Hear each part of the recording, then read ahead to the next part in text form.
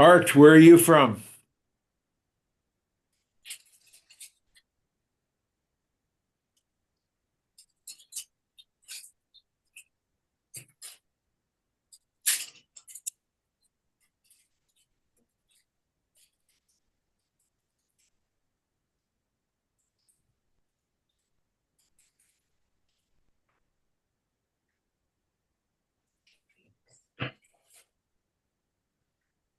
Lou is from Canmore. I don't, it looks like he's from the FCSS office. Is that correct, Lou?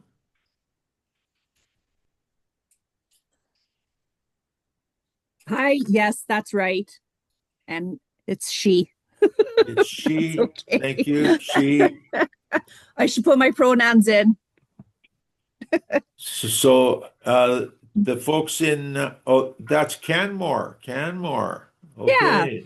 Canmore. Okay. So we're looking forward to you competing with Jennifer to see who the next shed is. Is Jennifer from Canmore? No, Jennifer's from, where's Jennifer from again? Spray, Three Hills, Alberta, but the Harry, Nehill County. So Three Nehill. Hills, Acme, Linden, Trochu, Torrington. Okay, right. Okay, so another Central Alberta group. Are you ready to go, Michael? Yeah. Okay, I am going to turn my camera off and let you roll with your crew. And if everybody else can turn their mics off, except for the guys that are in the panel, go for it, guys. So do I just press mute? Thank you very much, and welcome everyone, and thank you for joining us. November is Family Violence Prevention Month in Canada, a time when communities across the country focus not only on naming harm, but also on strengthening the conditions that prevent it. We know that isolation, shame, rigid expectations of masculinity, and unaddressed stress can create environments where harm is more likely to happen in families and communities. I want to ask you something before I go on, and I'll invite our panelists to reflect on this as part of our conversation today. Think of a moment when you felt supported without having to earn it. What changed for you in that moment? And how you showed up for others? We'll come back and see if that question doesn't pop up a few times in the presentation today and the answers. Because we all know something equally important. When men can participate in spaces of belonging, purpose, and mutual support, where they feel safe to be fully human rather than invulnerable, something begins to shift. But we also know something equally important. When men can participate in spaces of belonging, purpose, and mutual support, where they feel safe to be fully human rather than invulnerable, something begins to shift. They may start to prioritize their health differently. They may show up emotionally, may relate to their partners, their children, peers, and themselves with more empathy. Today, we'll explore how community-based hubs, such as men's sheds, the Edmonton Project, you'll be learning about, the Primary Care Alberta initiatives, and family and community support services, who you've heard about already this morning, do prevention work, support men's health, connection, identity, and nonviolent relationships. This is about helping men build stronger connections so they can help build stronger communities. Each of our panelists comes through a different doorway into this work, but together they illustrate a shared story of how men grow into care, community, and responsibility when given the right environment. First, we'll hear from Tuval Nashi, who is a prevention coordinator with Family and Community Support Services, who approaches violence prevention by helping men reimagine masculinity through compassion, empathy, nurturance, and connection.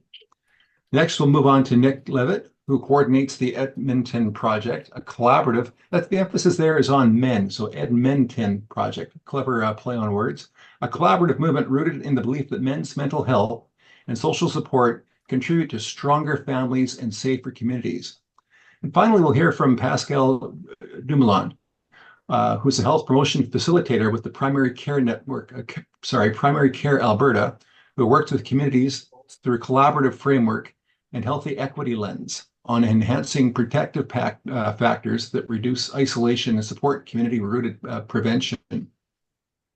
So with that grounding, let's begin at the roots. What does it mean to believe that men are capable of care and transformation?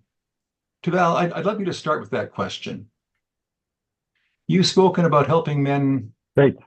Certainly to me, you've spoken about helping men see compassion, empathy, and nurturance as strengths rather than weaknesses. From a prevention perspective, how does this shift in masculinity help reduce harm and support healthier relationships? Yeah, thanks for setting the table for us, Michael, and for this conversation, and for everybody who's here. I get a question that I really like to start with is just thinking about what makes human beings human beings. What is unique and distinct about our species and what it means to be a human being? And I think one of the things, there's probably a few answers to that question, but I think one of them is our depth and breadth of emotional capacity. The kinds of feelings and the depth of feelings that we can have as human beings is, if not completely unique, close to completely unique to other animals. And when you think about what boys experience, from the research shows from the moment they enter into this world, is a directive, both intentional sometimes and many times unintentional, from individuals and from institutions and larger societal norms, to crush, cut off, eliminate, and destroy the emotional part of themselves. I have spent a lot of time on the playground with my kids, and just as a very small example, just when a boy on the playground falls and goes to their parent at the playground and is upset, the response they tend to get is different than if a girl falls down on the playground. There is still today a push to have that child eliminate their emotional expression and minimize their pain, their experience of pain, and to just move on and ignore their body and their emotions. And that, I think, is just a small example and a small window into what boys and ultimately men experience throughout their lives. And what essentially is happening, if you accept the notion that our emotions are a core component of our humanity, of what makes us human beings, boys and men are being asked, told, forced to try and eliminate the most human part of themselves. And those human parts are essential in connecting us to other human beings, in creating empathy for others and for ourselves, and ultimately connection. Connection is created with others through shared expression of feelings, acknowledgement of feelings, empathy for what other people experience, and those are essential for healthy relationships. Right? When we think of what a healthy relationship requires, it really asks people to, or demands of people, that they connect with their emotional selves and they share that. They share that intimate, vulnerable part of themselves with another human being, and they care for and nurture that vulnerable part of another human being. So when we think about gender-based violence prevention, I think, for me, really thinking about what we are doing to ourselves and to each other in terms of shaping our emotional landscape and what's possible, what's acceptable, what's encouraged. For me, it's a really critical part of prevention, because for human beings who empathize, who connect to other people, who have not learned to dehumanize others and themselves, which is what you're doing when you are trying to cut off a part of your humanity. You are dehumanizing yourself. It's very hard to abuse another human being if you see them as equal, if you see them as a full human being, if you recognize their humanity. So this for me is a core part of the process that allows abuse and domestic violence, sexual violence, all these forms of harm that we're talking about preventing require us to celebrate and support and nurture the most human parts of ourselves. Well, Thanks, thank Michael. you. Really stressing that that need for us to build empathy rather than shutting us down as men. I love that. I'm going to transition to Nick here for the next question here. Nick, if we begin with the belief that men are capable of care and connection, the next question becomes, how do we create environments where that potential can actually grow? So my question to you is, the Edmonton Project, you'll have to explain that name, is rooted in the belief that men's mental health and social support are essential for stronger families and safer communities. From your perspective, what kinds of environments help men move from isolation into belonging and shared purpose? And what changes do you see when that shift happens? Yeah, Michael. So with the Edmonton Project, it's a great name on paper, but not so great when it comes to actually saying it out loud. You really have to emphasize that men part. But as the project coordinator for this project, I've had a lot of great opportunities to work with a variety of organizations here in Edmonton around men's work. And from what I've seen through my project so far, there are really three ingredients that are needed to create an environment where men move away from isolating themselves to stepping outside of their comfort zone and being willing to connect with others. The first being activities that are informal and action oriented. Okay, men connect while doing, whether it's building something, sports, cooking, what have you. Obviously, I'm preaching to the choir with any of you who are currently participating in men's sheds because this is what the model is all about, that shoulder to shoulder connection. Okay, this is what spurs that natural conversation for guys to connect. It's not therapy, but it is still very therapeutic for men to connect with others this way.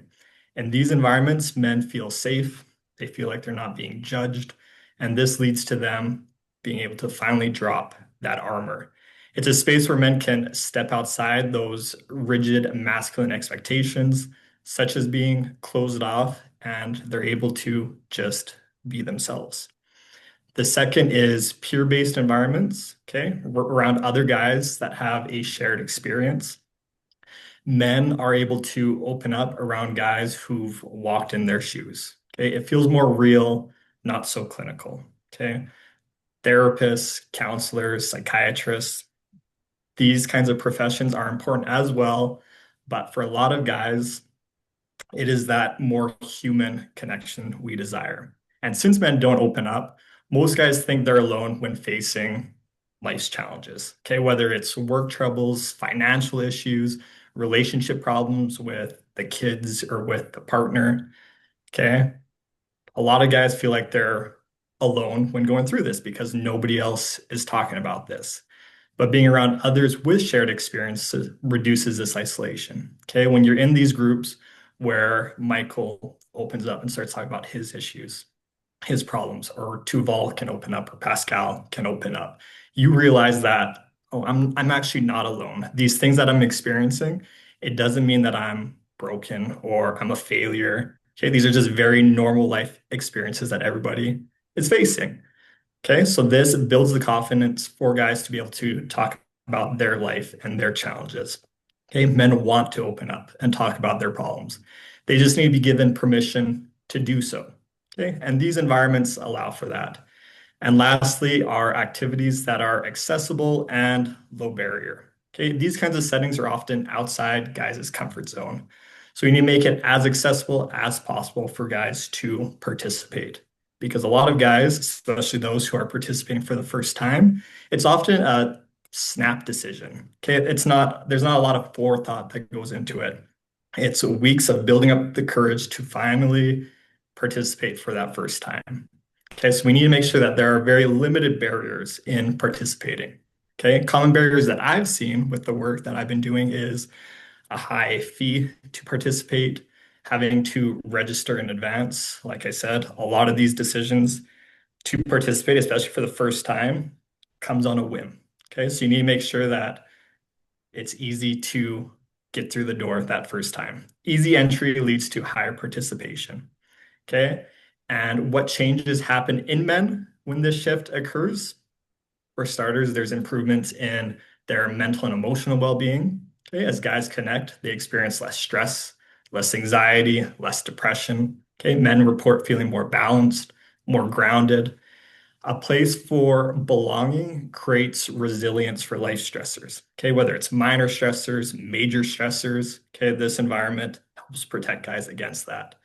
And these mental and emotional benefits also lead to tangible physical benefits, such as improved cardiovascular health, better sleep patterns, improved immune system, better physical fitness. Okay, the list goes on. There's a lot of benefits there. And an even more important benefit, I think, is the ripple effect that takes place. Okay, healthier men with stronger mental fortitude leads to healthier families and healthier communities. Okay, men develop more empathy, more patience, better communication, and this leads to them showing up differently for their partners, for their kids, for their friends. So having a sense of belonging and purpose, okay, this also spills into the community.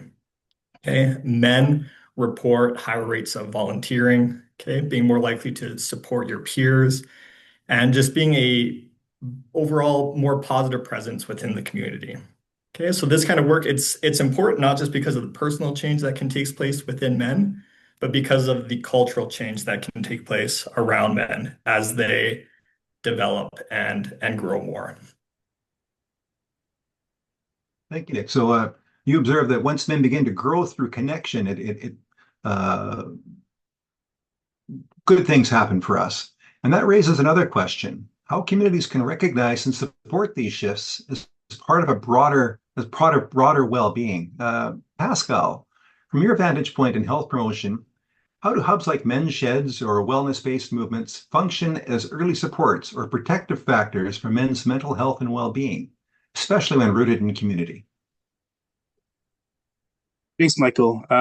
So I'm going to speak a little bit about a community-based fall prevention program that a couple of my colleagues have been managing for a few years now, titled Not Falling for You.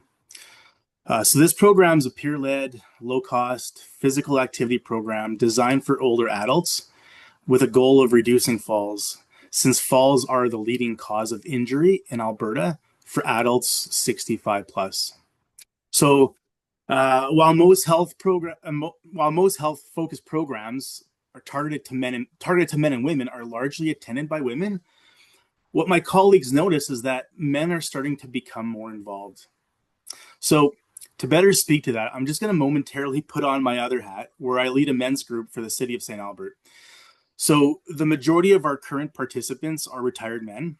And in a recent discussion that organically evolved about men's mental health needs in retirement, a couple themes emerged: purpose and connection. So you briefly touched on this in your intro, Michael.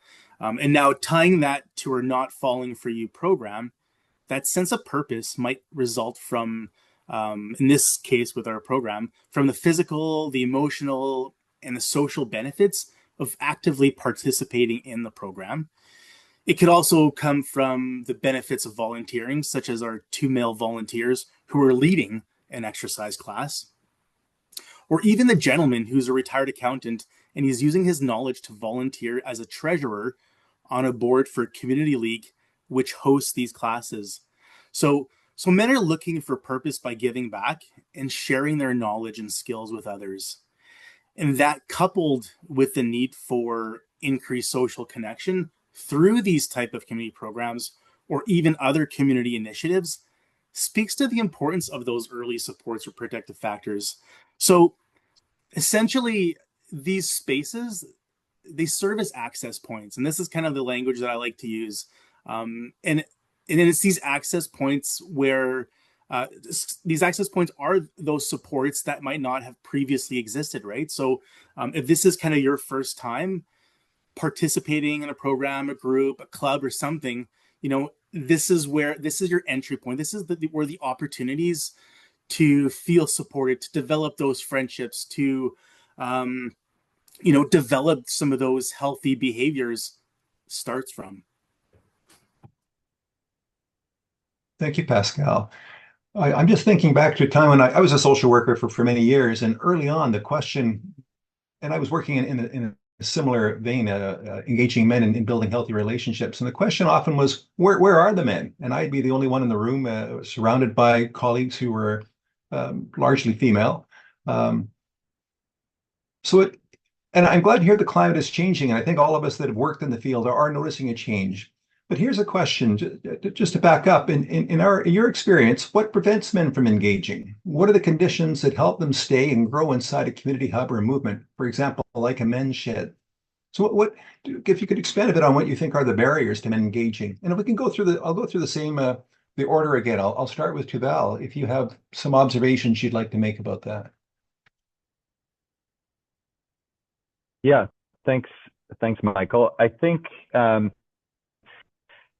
guess this might be the through line for me on what I'm talking about today, but I think those early experiences and the shaping of what we think it means to be a man is very much resulting in low uptake of support-seeking, help-seeking behavior. And I think for men of my age and the men here, like, we can still remember when you had to have a map in your car and figure out directions and really think about where you're going.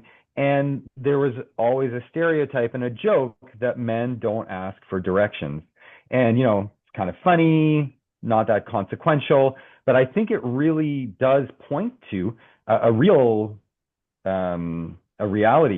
of men's lives, and the way we are raised is to be the Marlboro man, and figure stuff out on our own, sort out our own problems, support our families without any outside support, do all this heavy lifting without asking for help, without getting support, without showing what we might think of as weakness.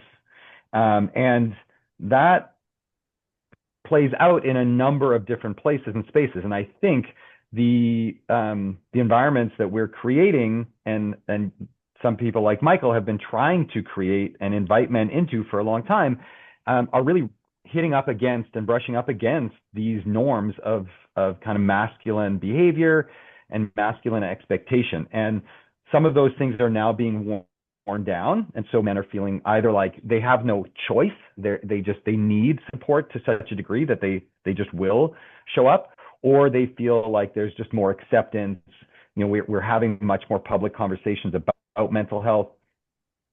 So I think those, some of those barriers are internal. And then I think, as Pascal and Nick mentioned, there are things we can do on the community side and the organization side to increase the likelihood of making it possible for men to show up.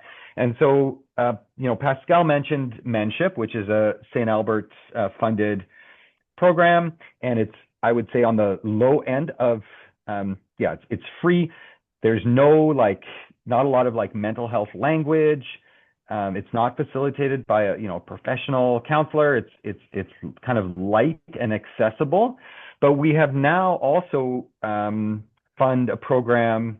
We don't run it, but we fund a program called Anchor that's run by a mental health organization. It's facilitated by professional counselors. It is much more focused and kind of for men who are ready to talk about their mental health challenges and their support that they need.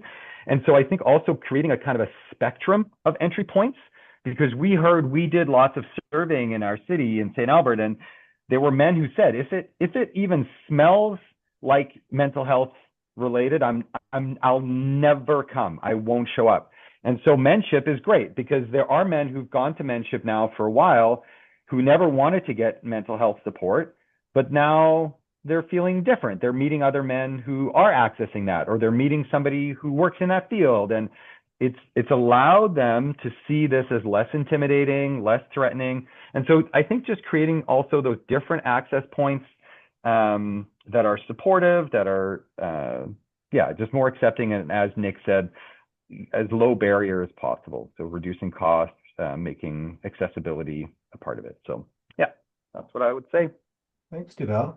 Nick, you've recently completed an environmental scan. What are you hearing from the community about what prevents men from engaging, and what are those conditions to help them to stay and take those opportunities of growing? Yeah, so a part of my work, it has just been what's currently going on, what are guys dealing with, what supports are out there, and what's preventing men from accessing these supports. And honestly, the biggest barrier that I'm seeing is pretty much exactly what Tuval said, just as far as guys not reaching out and seeking help due to typical masculine expectations. And I figured Tuval would probably touch on that. So for the sake of variety, I will talk about another big barrier that I'm seeing for why guys aren't participating, and that being time and life pressure. Okay. One of the biggest barriers that I've seen from the many conversations that I've had with men and with organizations that are trying to help men is time. Okay. Or more accurately, the pressure of everything competing for men's time. Okay. A lot of men are juggling work and family and caregiving. And between those demands, there's often very little room left for themselves. Okay. So when time feels limited, most guys will prioritize obligations. Okay. Whether it's work deadlines, helping their kids, fixing something at home. Okay. This usually takes priority. So even when a program or a club or a group sounds supportive and appealing to a guy, it's easy to think that I just don't have time for that. And underneath that is often a mindset that taking time for your own well-being is less important, or dare I say, even selfish. Okay, this is a common thinking that a lot of guys experience. So our job is to try to reframe that idea. Okay, connection and well-being, these shouldn't be viewed as luxuries. Okay, they're the foundation for being a better partner, okay, better father, better coworker, better friend, just a better man in general. Okay, we help by making participation, as we're saying, easy and natural. Okay, flexible times, low pressure, and tied to things men already enjoy. Okay, so what is the biggest factor in helping men stay? It's all about creating an environment that feels safe, familiar, and just genuinely male friendly. Okay, men stay when they feel accepted for who they are. They're not judged. They're not there to be fixed. They're not there to be analyzed. They're there just to be themselves. Too often, programs feel like they're trying to change men rather than to invite them in. So what works is when it just feels normal, just a bunch of guys hanging out, talking, and doing something together. And I can say with the work that I've been doing is there are so many fantastic, wonderful organizations that are, I can only speak to Edmonton, but I'm sure they're all over the place that offer just that. One of the biggest issues that I'm seeing is they're often hard to find or hard to access. Or when a guy is feeling these things, he just has no idea where to turn, where to go, how to access the support that best fits him. So a lot of the work that I'm doing is just trying to shine a spotlight, trying to highlight all of the great services that are currently available, because there are so many resources that are out there that care about men, that care about men's well-being, and wants to provide them with the support that they need. Okay. Because when it feels safe and normal, men relax and open up. And over time, this space, okay, for men, it becomes familiar. Okay. When guys do find a group, find a program that suits them, it becomes very familiar, and it just becomes part of their routine and social life. So the real success is when a man keeps coming back because it just feels like that is his space. Okay. It's not a service. It's not a program. It becomes a community that he feels like he belongs to. Well, thank you, Nick. And Pascal, I'm wondering if any of this is ringing true for you because you've had firsthand experience with the menship group in St. Albert, right? A number of years now. What are the men teaching you or telling you that keeps them inside that group, or does the makeup change every week and you see a new set of guys? What are you learning and seeing there? Well, I'm just going to piggyback for a second, Michael, onto a couple of the barriers that have already been mentioned. And there is one thing that I wanted that I noticed is really important. Also, the literature suggests this is also important when we're trying to engage men, is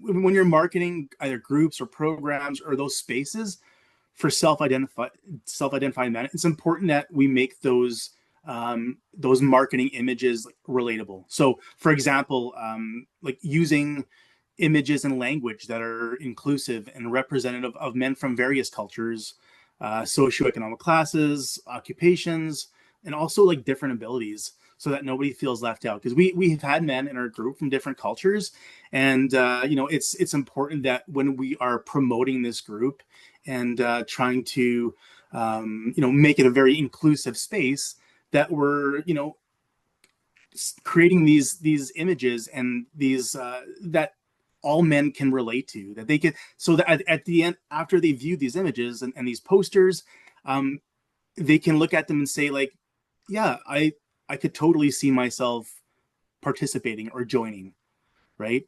And so in terms of like the conditions where the men are thriving in these type of spaces, one of the things that and we've talked about this in our mentorship group as well, that is required for men to take that leap, take that step, is courage, right? They need to have the courage to either unlearn and challenge those social norms that we talked about earlier, but also the courage to like demonstrate initiative in your community, right? So, for example, like, we've talked about this, like, hey, you guys, if you just want to start up like a walking group on your street, just put up a sign on your mailbox or something in those super mailboxes. Another thing we've talked about as well is just empathy, right? So in an effort to foster deeper connections and form those lasting friendships, men need to listen, not just listen, but listen without judgment, right? This is what kind of creates this safe space in our group, is that we highlight that, we're here to listen, but without judgment, right? So that, people know that when men attend our group, they know that they're not going to, be singled out or judged or, made like they're lesser than, right? And so, and in addition to that as well, like we also talk about not just what showing support looks like, but what it should sound like. And I actually found this great resource. I mean, Movember website is always updating their resources, and they got some great stuff on there.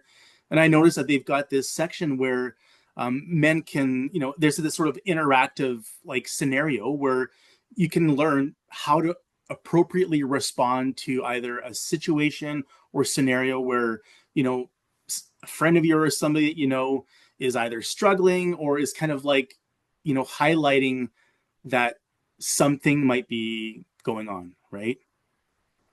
And then finally, and this is probably, something that I feel is sometimes, underestimated, is the role of humility when it comes to, community hubs.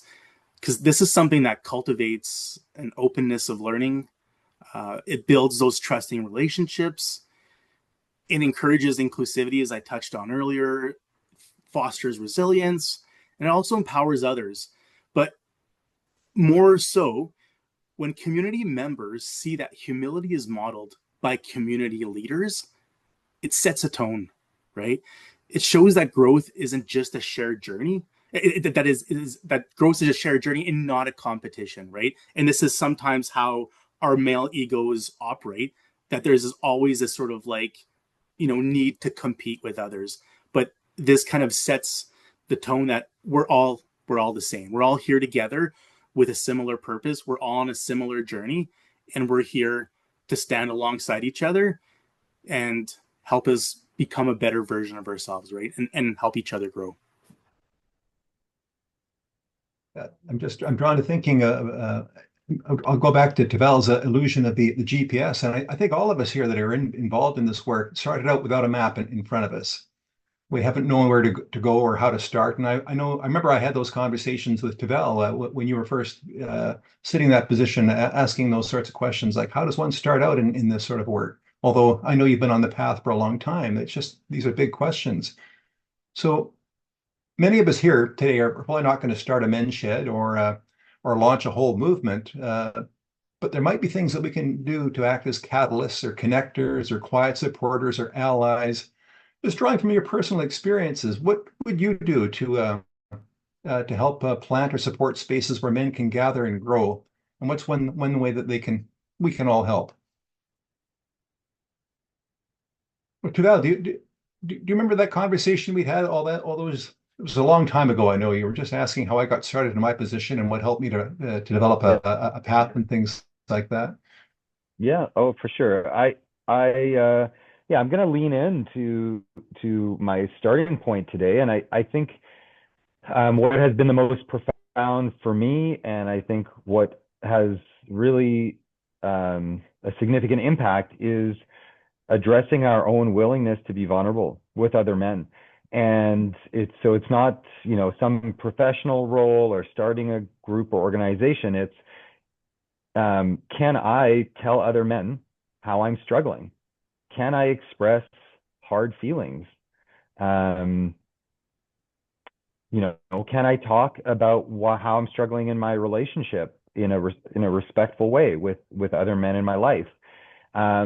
Giving that role modeling and that permission to other men around us, I think, is invaluable and hard to measure the impact, because I think it's significant. And it's the hardest. Like, it's much easier for a lot of us to start an organization than it is to talk about our feelings.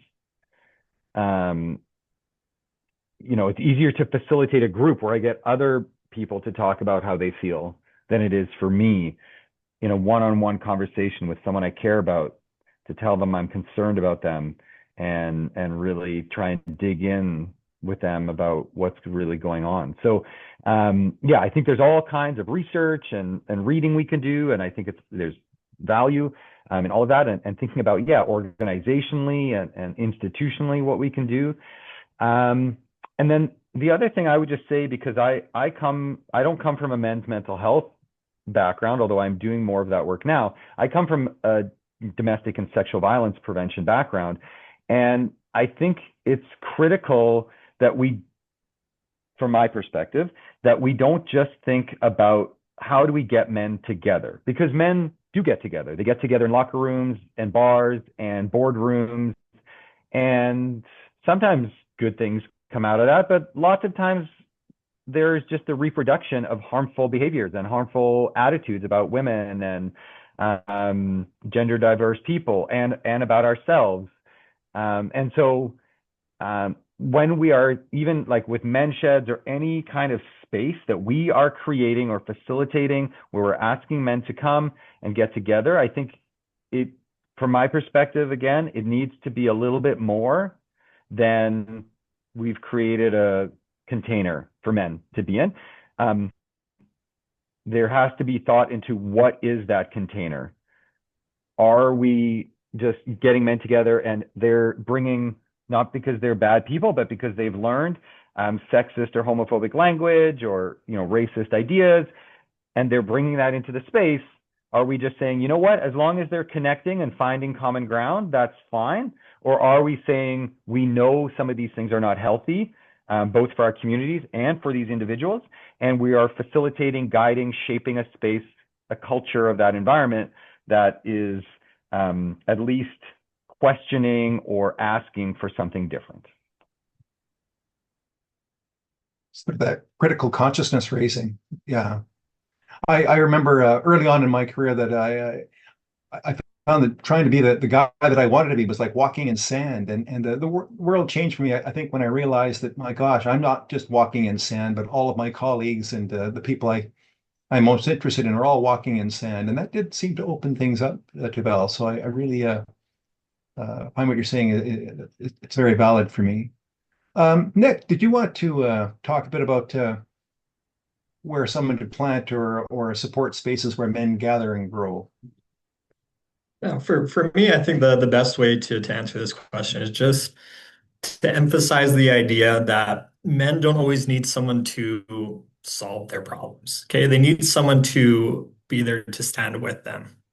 Okay. It's human nature, especially for men, to want to fix a problem that's put in front of us. It's a very knee-jerk reaction when we're faced with a problem. But when we rush to fix, we can unintentionally send the message that what someone is feeling is wrong or needs to be solved. Okay, often what men really need isn't a solution, it's a space where they feel like they're being heard and feel like they're being understood. A supportive presence can be much more powerful sometimes than advice. When someone listens without trying to fix, it communicates trust, communicates that you're capable, you're not broken. And a huge part of helping men grow is releasing the pressure to fix. Many men already live in problem-solving mode all the time. Okay, at work, at home, in life, we're always wanting to solve problems. But what's often missing is a place where they can simply be. Okay, no expectations, no judgment, no need to perform. The best way to support men is just to show up, listen fully, and resist the urge to jump in with answers. Sometimes the most healing thing you can say is just, I get it. That sounds hard. Presence is powerful because it builds trust, and trust is what makes it safe for men to open up over time. And when men experience that kind of safety, they start to practice empathy, they start to practice vulnerability. And it's not because they're told to, but it just feels okay to do so. So the tone shifts from I'm here to fix you to I'm here with you. Okay. That's how you can be that person. Just be a safe space, someone that other guys feel comfortable opening up to. These spaces become powerful when men realize that the just presence itself, being present, is a form of strength. Okay, the focus moves from trying to change men to helping them feel just seen, helping them feel valued. And once that happens, change follows naturally. You don't need to be a professional to support men. Okay, that's something that I feel like a lot of people need to understand.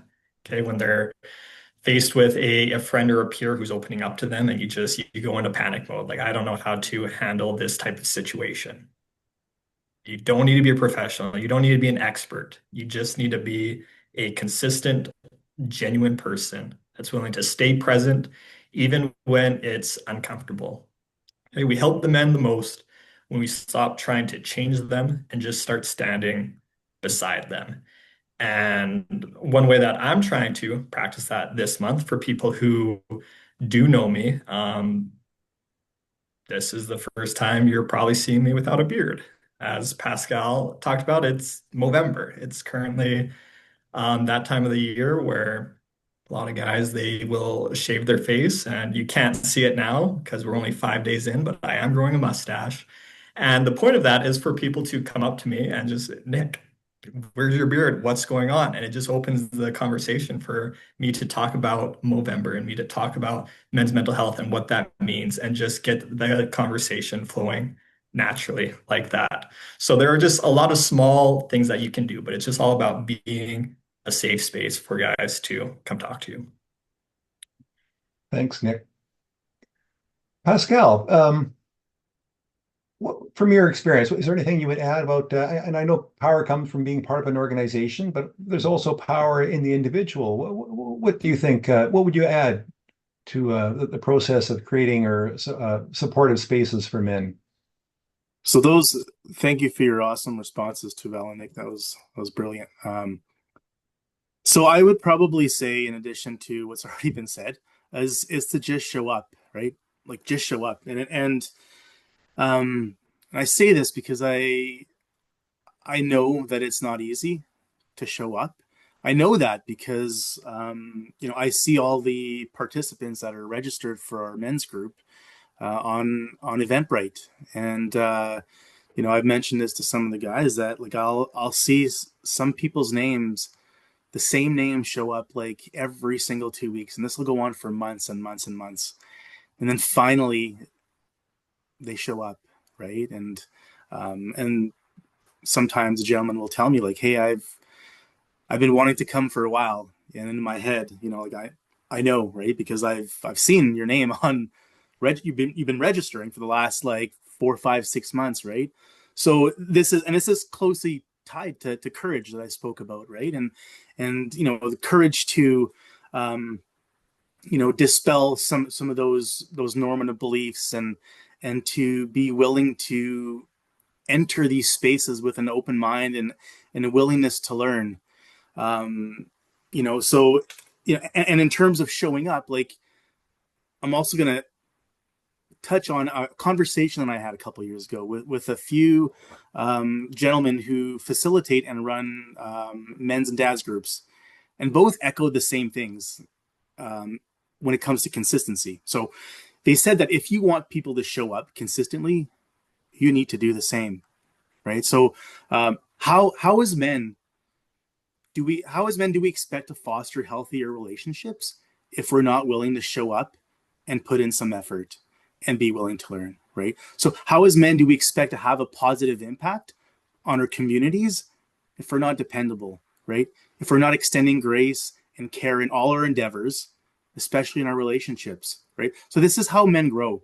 They show up for each other, they express curiosity in each other, and they're willing to ask and participate in those tough questions, like having conversations, about domestic violence, for example, is not an easy conversation to have. And I think sometimes men might feel under attack. And so approaching these conversations with grace and care, compassion is so critical. And so, what is something you can do, right? Well, I touched on one of the things earlier, just, if you want to start a walk in your neighborhood, you could do that. We see groups of men, just groups of people in general, hanging out at like Timmy's or McDonald's. And then, of course, this has already been mentioned, but there's tons of volunteering opportunities. And we have a few guys in our group who this is what their retirement is all about. They give back. This once again tied to that purpose. This is what gives them purpose, right? So all of this helps improve their mental health. It helps foster that sense of community and care and compassion that we're all looking for when it comes to developing these healthier communities. Well, thank you, Pascal.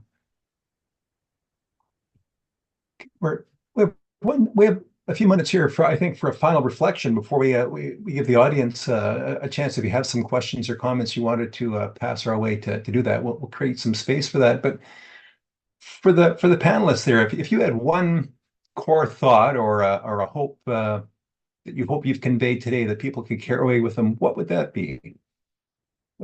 Can we go back? We'll do the familiar order. Tabal, what's one principle or hope that you're hoping people will take away with today, or take away with them today?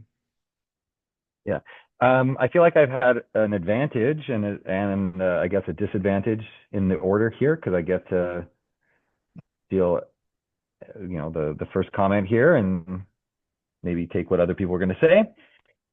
Apologies, Nick and Pascal, on that.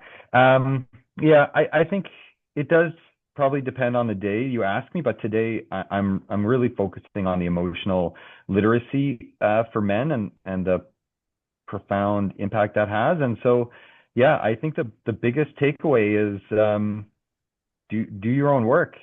We can support our communities, we can volunteer, we can give, and I think and to our families and all of that. And yeah, we are going to be better at that, and we are going to be better at interrupting harms that were handed down to us from our ancestors. We are going to prevent them from being handed down to our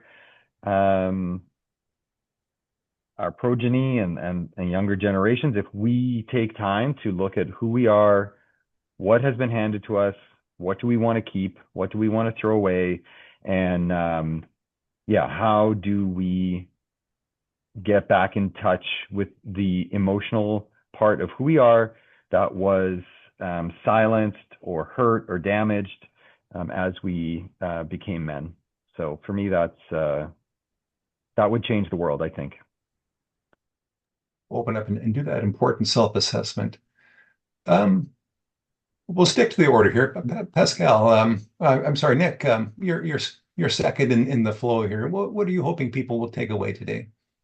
I'll just say, to all, no need to apologize. There's also some advantages and disadvantages being in the middle, sandwiched between you and Pascal, two really brilliant, great guys who are great voices within this space. I love just being a part of this, but for me, the big takeaway that I want to leave with everybody is just the idea that men don't need fixing. Okay, we're not broken. Okay, they need support and they need belonging. Okay, they don't need to be fixed in order to contribute to healthier communities. Too often, men are told directly or indirectly that they have to prove their worth of being a man by being strong, by being stoic, by being self-reliant. And this pressure can make it hard to admit struggles or reach out for help, not because we're unwilling to, but because we've just been taught that vulnerability means weakness. But when men are given spaces where they can drop that armor, where they're accepted, where they're listened to and supported without judgment, okay, something powerful happens. They open up, they connect, and they start to support one another in ways that ripple through the families, through workplaces, through communities in general. So growth doesn't come from being fixed. It comes from being seen, heard, and valued. Okay, that's where belonging begins. And the action that makes the biggest differences are usually just simple ones. As it's been said time and time again, showing up, just listening with empathy, standing beside men rather than trying to solve things for them. It's the presence that can be transformative. So, in closing, my hope is that we begin to see men for who they truly are, which is capable, whole, and ready to help build stronger and safer communities. Okay. They just need to be given the space and the trust to do so. Thank you, Nick. And finally, Pascal, what are you hoping people could take away today from this discussion? So this is the part where I get to say, like, being the third panelist in this order, like, I'm at a bit of a disadvantage just because of the brilliant responses that my other two colleagues have provided. But and I think this has been sort of a bit of a recurring theme in my responses today.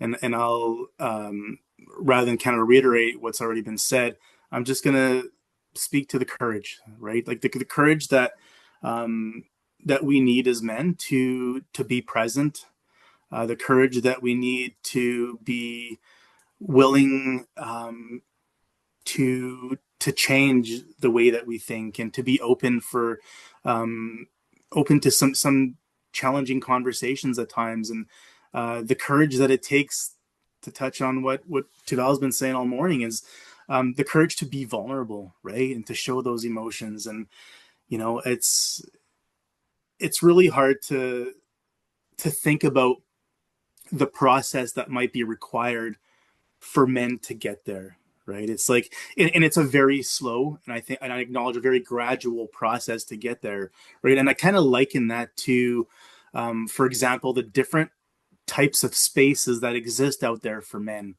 right? We might have men who get together for recreational or sporting purposes, right? It still benefits them. It still serves a purpose in terms of, you know, improving their mental health. And then if you were to kind of move a little bit further down that continuum, you might have a group like you know, the menship group in St. Albert, where it's a little bit of mix of both, right? There might be some conversations about mental health. There'll be some activities as well, and then maybe a bit further down, there'll be the anchor group that Tuvel mentioned, and then maybe a bit further down there'll be, if guys are willing to take that bold step, is seeking support through counseling or therapy, right? So, courage is very much present in everything that helps us become healthier people, healthier humans, kinder humans, more compassionate humans. So that's what I'm going to say is find that courage and determine what you need, what you might need to get to where you want to be, right? And understand the process. Ask yourself the questions why it might be so difficult and to get there. And like, those moments of reflection are so powerful. And I've had these moments of reflection for many years now. Just even reflecting on my friendships and relationship with my dad, and so it's it really helps us heal, I guess, maybe for lack of a better word, but understand more so. So that's where I'll end things this morning. So thanks, Michael. Well, I've really enjoyed this, and I find that you gentlemen model gentle wisdom and a vulnerability. You model the vulnerability that you've talked about all the past hour here so well, I think, and it's very, very inviting. And I won't try and summarize all that you've said, but I will. Let me turn it around. We have just a couple of minutes left, but with the audience, is anybody out there just that's holding on to a question or a reflection or a thought they wanted to share with us? I think we have time for maybe a couple at the most here.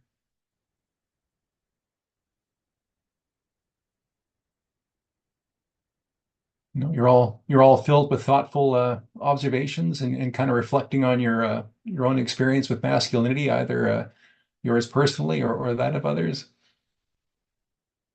That's wonderful. Jennifer's got her hand up. I'm sorry, Pete, what was that? Jennifer has her hand up. Oh, Jennifer. Jennifer, would you like to share? Yeah. I just have a question. Like, is one of you open? I just would like some support in helping get one started in our communities that we serve. I ideally would like one in each area that we serve, but I feel like I've been browsing the website and like looking for information about it and stuff, but is there somebody that I can reach out to just for support to get it going? Well, Punch around there. He can probably direct you. We could drop the email into the line, but I would talk with certainly with Alberta Men's Sheds Edmonton, but also Brian Sawyer with the Men's Sheds Canada, who is their coordinator and could certainly act as an envoy to you to help direct or connect you to inform people. I'll get back to Jennifer right after this. Okay. Oh, that's wonderful. Thanks, Punch. Any other thoughts or questions? Well, that being said, and seeing that the 11th hour is fast coming on to us here, I want to thank all of our panelists and to all of you who are working in visible and in visible ways to help men belong, connect, heal, and contribute. Prevention doesn't just live in clinics or crisis lines. It also lives in garages, in community rooms, walking groups, and shared projects where men discover they are not alone, as we've been doing today for the past little while. And I thank you all for being part of that conversation. So as you're leaving today, I would invite you to reflect on the question I asked earlier about when did you feel like you belonged to a group without having to prove your worth, and how did that feel, and what efforts have you been able to bring forward in our community and help others to experience that sense of worth as well? And finally, as you leave today, ask, where might I help a space like this take root, as Jennifer is doing? And what conversations or invitations might help a man feel more welcome, safe, or seen at any time in your lives?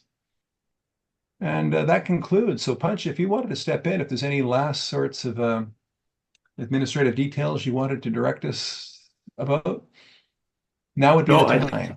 I think you guys did a fantastic job. The recording will be posted on Menshed Canada and on another question. Doing his taxes, he was making 100 fucking grand a year. No, I think that's just Jennifer's got her mic on. Okay, so it'll be posted and can be shared across Well, he's wearing across the something else. network.